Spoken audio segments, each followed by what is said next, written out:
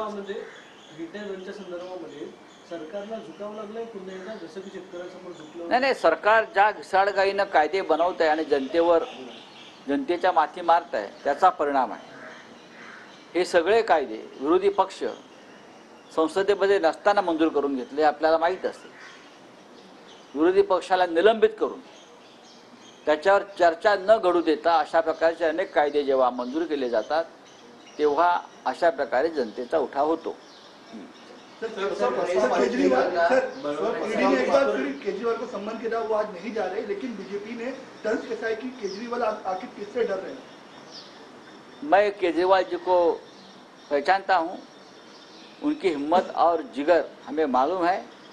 केजरीवाल किसी से डरने वाले नेता नहीं है, लेकिन आप गलत करेंगे, हाँ, आप मिसयूज करेंगे एजेंसी का और नेताओं को ईडी के दरबार में और दफ्तर में बुलाकर अरेस्ट करेंगे तो हम विरोध करेंगे।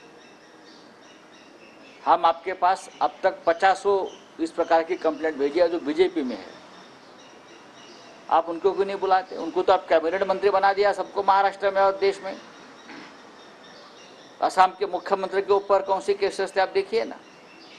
महाराष्ट्र में चाहे आज के मुख्यमंत्री हो और कैबिनेट के 10 सदस्य हैं जिनके ऊपर ईडी का वारंट और समन्स है, उनका क्या होगा? उनको बुलाइए, बाद में केजरीवाल और हमको सब बुलाइए।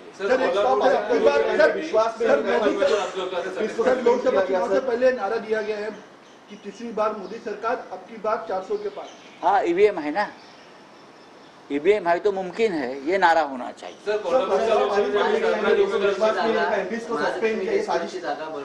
आज आदित्य ठाकरे यांनी त्याच्यावरती जो स्फोट केलेला आहे तो अत्यंत धक्कादायक आहे। संपूर्ण महाराष्ट्र, मुंबई अशा प्रकारे लुटण्याचा आणि बिल्डरांच्या घशात घालण्याचा हा एक प्रयत्न आहे आणि शिवसेना तो होऊ देणार नाही।